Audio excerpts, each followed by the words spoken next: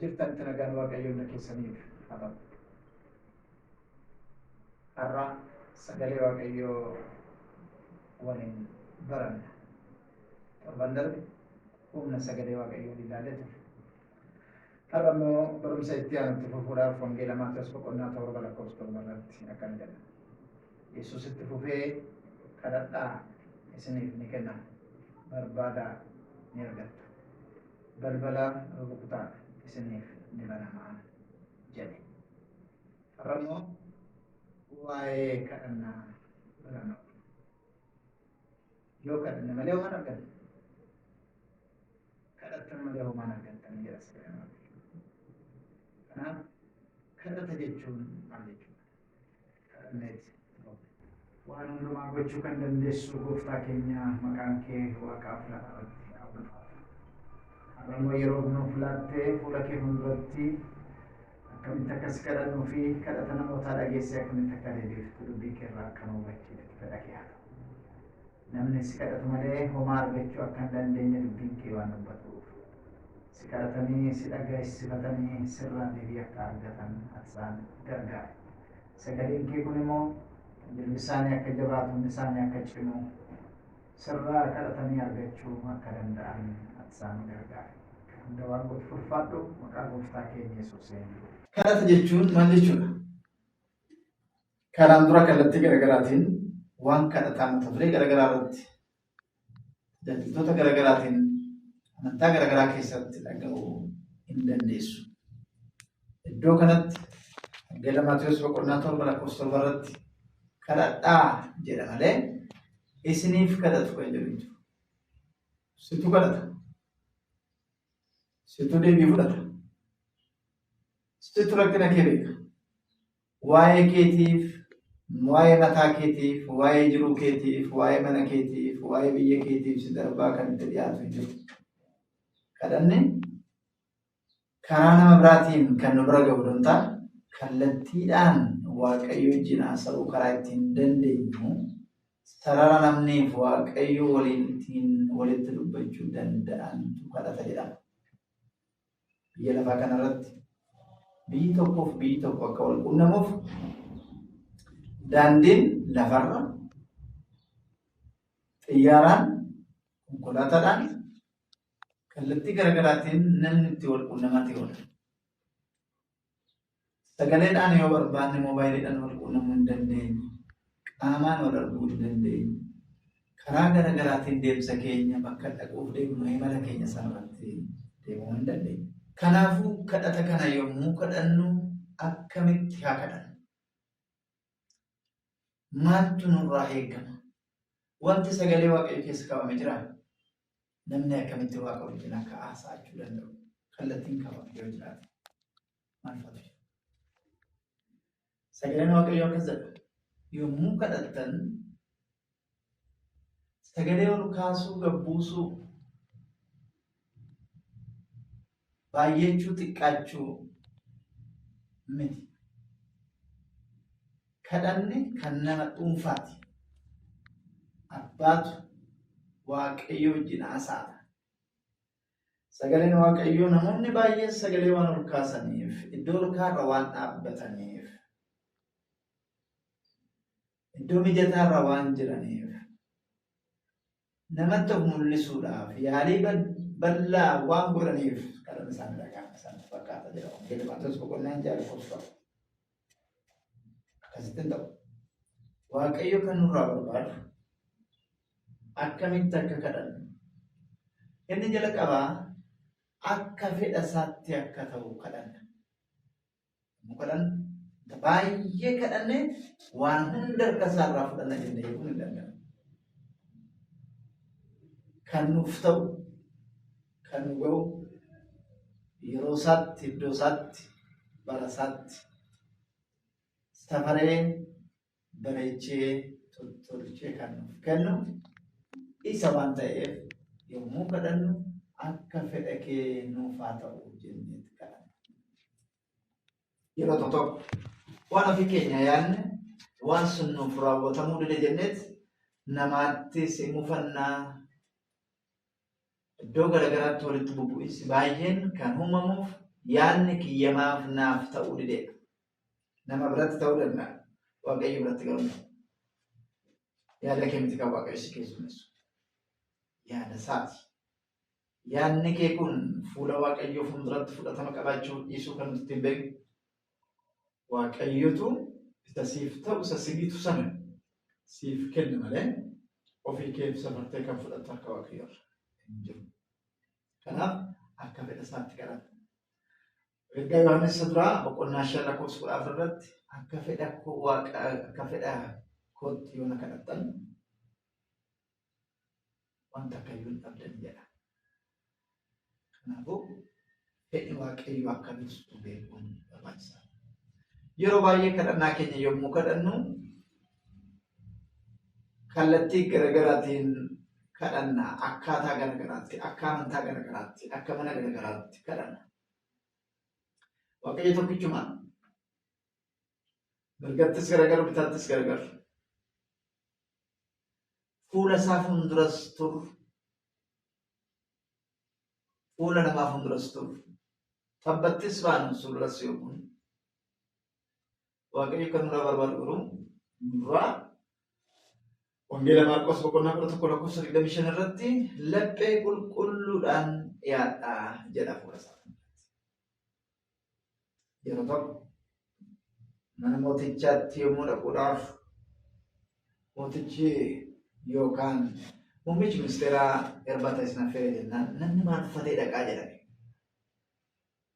Suufii gurraacha baay'ee mimmiidhaganii hidhata ofii sirreessanii jedhame. Waaqa lafaaf samii kana uume duratti akkamitti dhiyaanna? Jireenya akkamiitiin, amala akkamiitiin, laphee akkamiitiin dhiyaanna? Waaqayyo isa gubbaa keenyaatti kan ilaalu, keessa keenya ilaala bulee koo kanaafuu laphee qulqulluudhaan dhiyaadhaa jedha. Lapheen kee maal qaba? Namni laphee kee keessa jiraa? Qabeenyi laphee kee keessa jiraa? Waan baay'ee laphee keenyatti baanneeti fuula waaqayyoo fuulduratti jilbiifannee gara. Immoo homaa'uu itti hin baatinaa laphee kanatti. Laphee keessan naaf kennaa jedhe.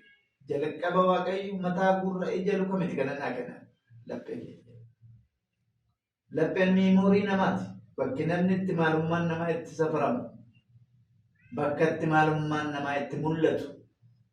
Waan ati gootu waan ati hojjettu hunduu kan irratti seef ta'u laphee keeti. Kanaaf gooftaan yommuu dhufu laphee namaan lama kan jedhe. Kanaaf laphee keessan qulleessuudhaan dhiyaanna. Jibba obboleeyyanii rakkina baay'ee baannee fuula isaa fuulduratti dhiyaanna. Waaqayyoon dhagaa jennee yommuu amannu laphee keenya qulqulluudhaan fuula isaa fuulduratti dhiyaachuun barbaachisa. Inni lammaffaan akkamitti dhiyaanna? Amantiidhaan dhaga'ee zimmi kan hin jenne waan kee hunda kan siif deebisu. Waan siif kennuuf kanaaf deebi'ee gati kan si gaafatu.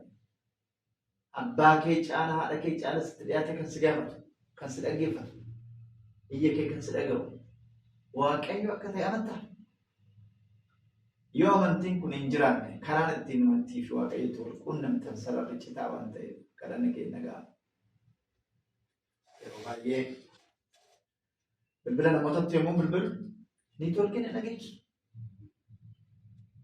Hin dhaga'amu jenne yeroo maaltu rakkoo niitoorkiidha. Qilleensi siif namicha sana gidduu jiru sararri sun sirri miti. Yookaan niitoorkii ta'uu danda'a, yookaan moobaayilii kee ta'uu danda'a, yookaan namicha bira ta'uu danda'a, yookaan si bira ta'uu danda'a. Gurra keenyaan sirriitti akka dhageenyu, afaan keenyaan kan dubbanne gurra waaqayyoo sirriitti akka dhagahu. Amantiin jiraachuun barbaachisa.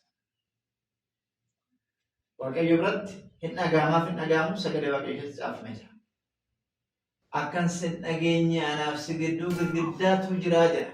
Gurri koo dhaga'uu hin dinnee, iji koo arguu hin dhiifnee, harki koo siqachuu hin dhiifneedha. Garuu waan ta'e gaabbii wayii jira, dukkanni wayii jira, lolli wayii jira siif isa gidduu. Inni maal inni amantiin kee hir'uu yoo ta'e bubbee guddaa jira.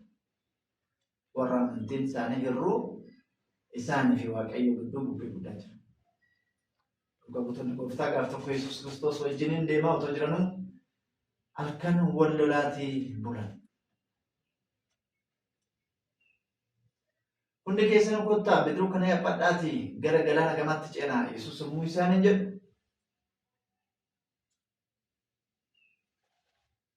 Gara bidiruu sanaatti namni deemaa otoo jiranuu bubbee guddaan dhufee jira. Gooftaan achi keessa jira. Yesuus wajjin deemaa otoo jiranuu bubbeen raafama guddaa fidee waan qaban hundumaa erga fixanii booddee kutaa bidiruu keessa kaatanii yogguu dhaqanuu Yesuus achi keessa jira. Inni hin ciisa ture tiraasii qoraate. Maal barsiisaa yoo banne hin gadditu jedhanii. Nama gaddisiisa. Garuu Yesuus achi ol jedhee maal isaanii jedhe? Amantiin keessan eessaa? Isaan jedhe. Amantiin jiru taanaan raafamni biyyaa, raafamni qilleensaa, raafamni bubbee nama amantiin qabnetti baay'ata. Fuula Waaqayyoo fuulduratti kadhataaf yommuu dhiyaannu hin danda'a, hin hojjeta, naaf deebisaa, na dhaga'a jennee jala sararree gara kadhataatti dhiyaachuun barbaachisaadha. Kanaafuu amantiin raaffattanii hin dhaqinaa. Gooftaan kan barbaadu uffata akka jijjiirru, waan biraa akka goonu, waan biraa akka goonu, waan barbaadu qopheessinee kan fuula isaa fuulduratti dhiyaannu amantiidhaan akka dhiyaannu barbaada. Inni kan biraa yommuu kadhannu Waaqayyo nuti kadhannu kun guddaa akka ta'e. Kanaafuu nama guddaayyuu baay'ee safuu kenna. Waaqa guddaa kana immoo yommuu kadhatan gara laafummaadhaan, gadi jechuudhaan, obsaan kadhanna. Nan dhageessa miti yaada. Jirta miti yaa. Waaqayyo jiraamiin jedhaa yaa. Yaan eenyuun hiriyaa keetii miti Waaqayyo. Waaqayyo abbaa keetii. Abbaa kee fuuldura irra kaawwattee teessaa. Abbaa kee fuulduratti sagalee irra kaawwattee dubbattaa. Abbaa kee fuulduratti galteessee dhiqattaa argee. Abbaan. Macaafa seenaa baraayisa lammaffaa boqonnaa torba lakkoofsa 14 irratti obsaan gadi jechuun kadhatama Waaqayyo.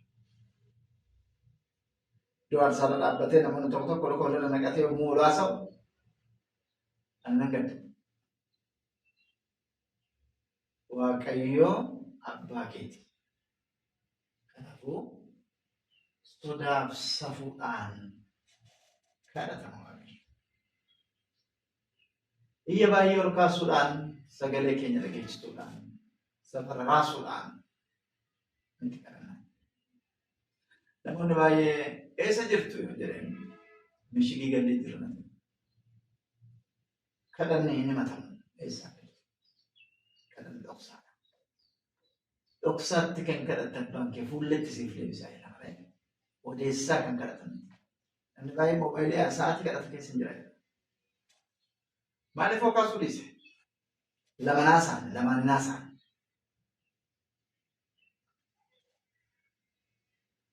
Ijji lama yoo ta'e waan tokko arga. Afaan tokko waan tokko haasa.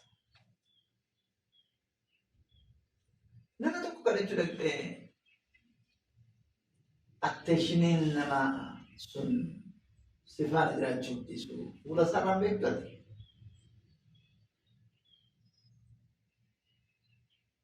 Maaliif dubbattee iyyuu bakka jirtu? Maaltu hin siin jedhe? Ormi koo biyya kana olchi koo waashaa keessatti kadhate jira. Namatu sinqii geesseef hin jedhu. Quraatu foon geesseef jedha. Kadhannaan dhoksaadha. Kadhannaan balbala cufamaadha. Kadhannaan sagalee biraan qabu. Sagalee dhoksa biraan mara ga'uu barbaachisu. Kadhannaan kan Waaqayyo wajjin haasa'anii waan ta'eef abbaan warraatti fe'ate warra tokkoyyuu siree tokkorraan guliin haadhaa irra sagalee qabu.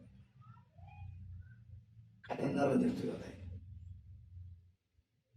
Gooftaa wajjin haasa'uun waan biraatiin lammaffaa kaasuuf waan barbaachisu. Yommuu kadhataaf dhiyaanne gooftaa guddaa kan sodaachaa jechaa isa jalatti barbaachisaadha. Namni baay'een isiniif kadhannaa eenyu bakka si buuse. Nam tokko immoo nuuf kadhadhaa si maal tarraba siiti. Ani maalinni ati maal? Waaqayyo akka isa dhageenyu akka inni immoo nu dhaga'u jalqaba gaafa harka keenya ol kaafne tokkicha ilma Waaqayyo Yesuus Kiristoositti amanannu sana qoricha mataa keenya godhanne gaafa fudhanne sana sararree diriirfame. Anis akka dhageechisu innis akka na dhaga'u. Anaaf isa gidduu homtuu goluu akka hin dandeenye sarara bal'aatu diriirfame. Si dhagaa Waaqayyo. Ormaa ilmoo isaa gootee ofii kee fargaaf hin godhin. Nama namaaf kadhatu barbaanne jedhee namni karaa dheeraa deema. Nama namaaf kadhatu barbaanne jedhee namni baasii guddaa dhangalaasa. Nama namaaf kadhatu barbaanne jedhee namni harka biraa deema. Kun bakkaatu of keessi sadarkaan isaa. Ati of ka'uu dandeessa.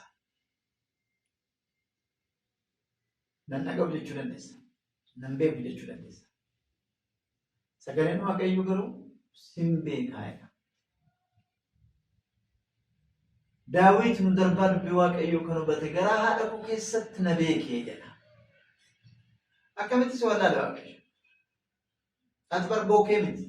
Tisiisa ilmiisa miti. Fangasii miti goodaaf wayitti laxxafamee kan guddate. Of danda'aadhaati. Namaati. Namni waa sadi'iin uumama lafarra jiran kana caala. Qoffaan akka fedhaa akka bifa Waaqayyootti uumamteeti. Akka bifa keenyaatti jedhamata. Lammaffaan akka Waaqayyootiin cubbutamtee bareeddee uumamteeti. Diizaayinii nama biraatiin miti kan harka isaatiin cobboxe tolchi jedha. Wanna tokko lakkoofsa torba ilaalla.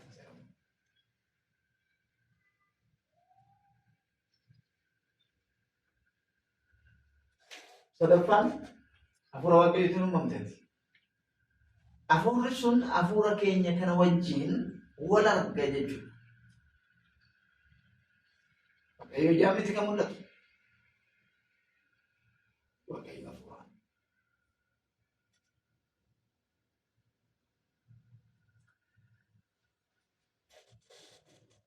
Kadhatni keenya akkamitti deebii argata? Egaa deebiin kadhannaa safaramaa miti. Deebiin kadhannaa muramaa miti. Deebiin kadhannaa wal fakkaataa miti. Kadhannaan sun wal fakkaataa miti. Wangeela Maatiyos boqonnaa 20 lakkoofsa 29-34 ilaaltan kan eegne ol nu kennuu danda'a Waaqayyo. Kan kadhanne ol. Akkamitti kan kadhanne ol nu kenna?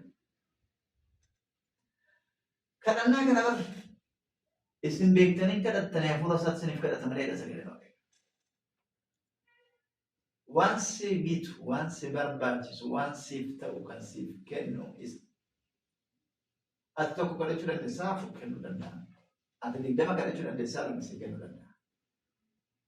Kanaafuu kan eegne ol nuuf gochuu danda'a.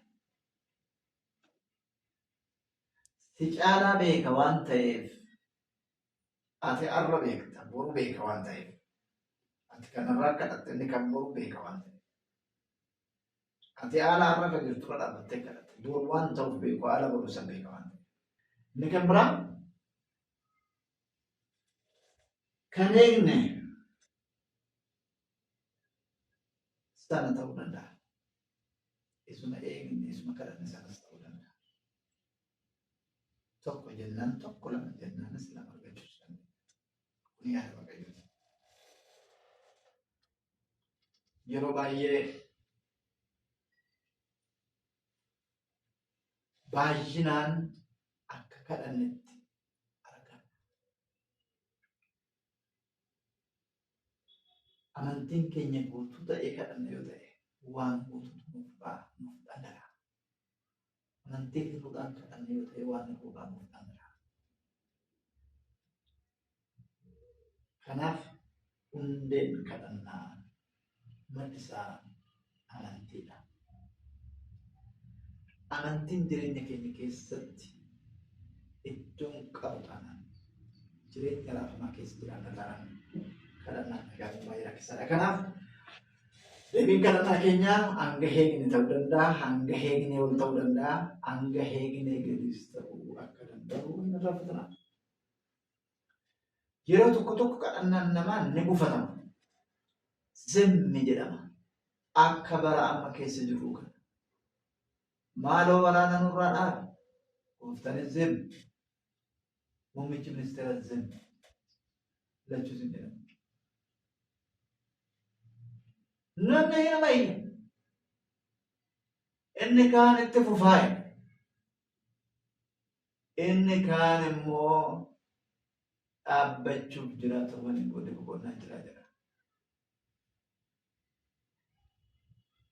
Ammatti waraanni itti fufeetu jira. Yeroo tokko waaqessi jedha. Maaliif zim jedha lafa waaqessi? Kadhannaan namaa zim jennaani wantoonni gama keenyaan bade yoo jiraate of ilaalaa jira. Isaayyaas 59 lakkoofsa 1 gara 4 waaqayyo maaliif caala akka jedhe laallachuun barbaachisaadha. Maaltu bade? Nuyiif waaqayyo gidduu gaaffii wayii jira. Sagaleen kun ga'eeraa waaqayyo. Bara durii keessatti namoonni rakkoo akkanaa miidhachiisu kana keessa mul'atan muteen siree isaarraa bu'ee zufaana yookaan teessoo isaarraa bu'ee daaraa lafatti firfirstee uffata gaddaa uffatee jedha. Horiin dallaa akka hin yaane ta'uu jedha. Holonni gaadaa keessa akka hin yaane ta'uu jedha. Ijoolleen mana isaa jiru alatti akka gadi hin baane balballi hin cufamee jedha. Hunduu beelaan hiyyaan sagalee guddaadhaan gara waaqayyootti yommuu hiyyan waaqayyo iyya isaanii sanirraa dhaga'ee jedha. Sibsabaa malee kadhannaan hin jiru amma. Sibsabaan biyya Fayisaa yoo ta'e immoo ammatti silaa yoo naqaata tokkaan isa ni geessa. Maaf hin cuune balbala kee? Maaf hin cuune sibsabaa kana? Yaa'in hin cine kun maali? Biyya yaa'in hin tasgabbaamu. Biyyi wal ga'iidhaan boqotu. Biyya kan boqochiisu waaqayyo.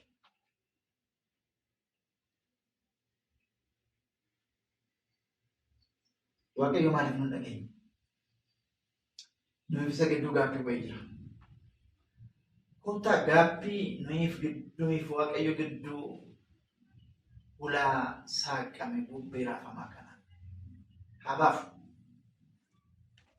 Dhaga'ii si dhageenya. Dubbaaf si dhageenya. Akka jedhu.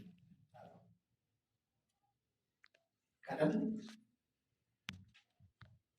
Rabbi tokkicha kanaaf godhamu kun inni amane, inni namanne, amantii garaagaraa inni hordofu. Qabu kallattii garaagaraatiin akka amantii isaatti kadhata malee namni kadhatan isu jiru. Argitanii obboleeyyan keenya musliimaan jiqileen isaanii jilbi isaanii addi isaanii waafaka. Kadhatu. Ortodoksiinis nima kadhata. Argitanii akka isaan kadhachaa jiran. Laftin bari'u namni halkanii yaa'eet bataskaana dhaabbata. Elektrisaanii dhaabbata. Nutis warri wangeelas baanee ganamaan halkaniif guyyaa yeroo hunda ni kadhanna baane. Abbootiin gadaa tabbatti ba'anii dur malkaatti yaa'anii hin kadhatamish. Zim jedhe waaqayyo. Zim. Mee haa jijjiirru kottaa. Akkamitti? Yeroo muraasaaf guyyaa tokko lamaaf namni karaatti hin ba'in konkolaataan hin deemin. Namni biddeen hin nyaatin namni bishaan hin dhugin. mootonni gadi haa bu'an, ministeeronni gadi haa bu'an lafatti. Jajjabaan gadi haa bu'u, sooressi gadaa taa'u. Daldalaa dhaabatu gabaan salxa'e. Itoophiyaan gara dhumaatti sibsabaa baay'ifti jedhu. Harka ishee gara waaqayyoo tokkoffatti jedha. Amantaan sibsabaadha. Siyaasni sibsabaadha. Biyyi sibsabaadha. Eessa jirta sibsabaa keessa jedha. Kottaa cufaa nurraa tokki kana. Namni yoo harka keenya gara waaqayyootti kaafne garaa keenya qulqulluudhaan fuula isaa fuulduratti yoo deebine waaqayyo kadhannaa keenya hin dhaga'a.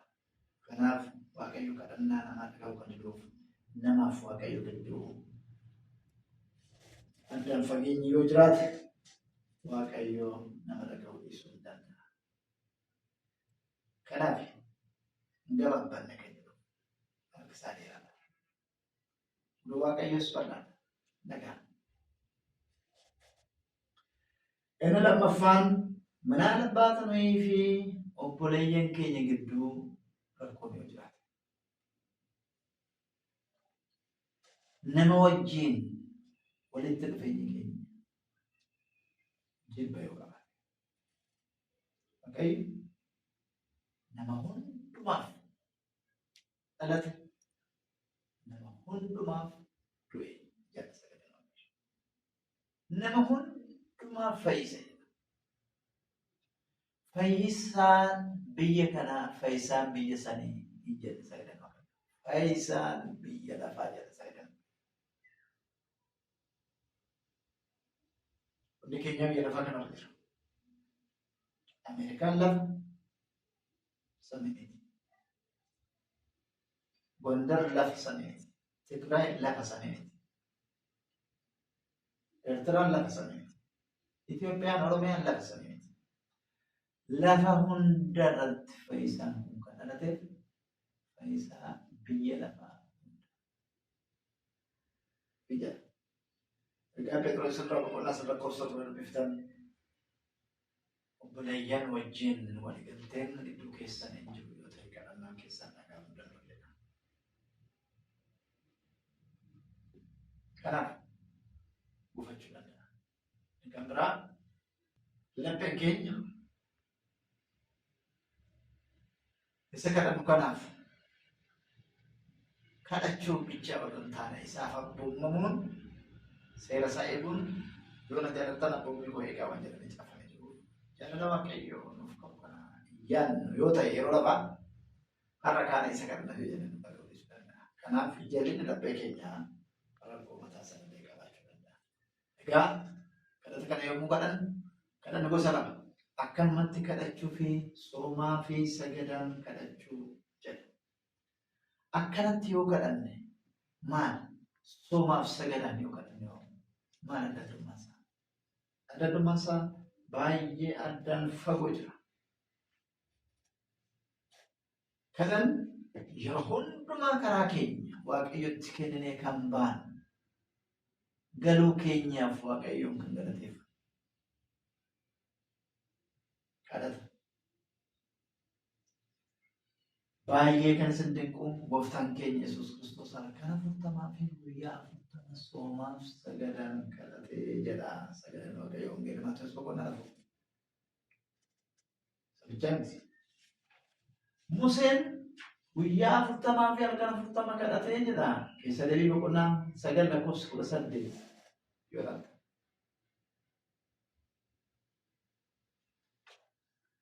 Maaliif kadhatu?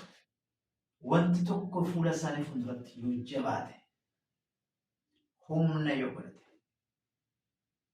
mo'achuu yoo dadhaban, karaan dura isaanii jiru sun yoo isaanitti sodaachisaa ta'e, yoo itti dukkanaa'e, tabba yoo ta'e, akka makiinaa gaara yommuu baafnu duubatti deebinee marshii isa humna qabu tokkoof lafarra keenye humnaan nadaajitti kennee baanu sanatti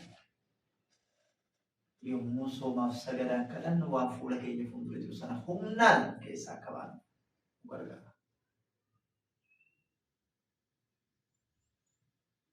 Barama keessa jiru kana konfiraansiidhaan keessa ba'a. Tireeningiidhaan keessa ba'a.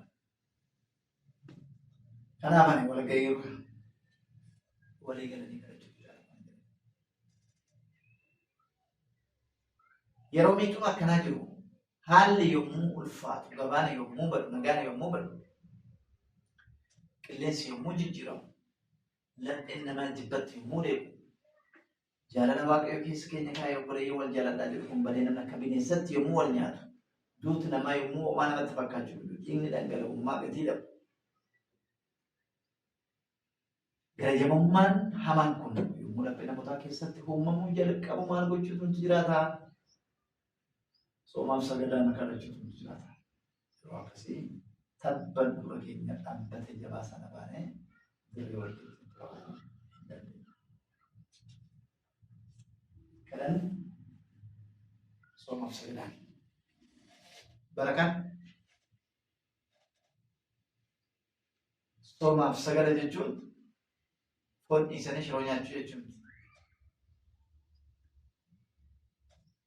Soomaaf sagada jechuun bishaan dhuganii midhaan dhiisuu jechuudha. Soomaaf sagada jechuun baala nyaatanii dhadhaa dhiisuu jechuudha. Sooma jechuun agabuu jechuudha.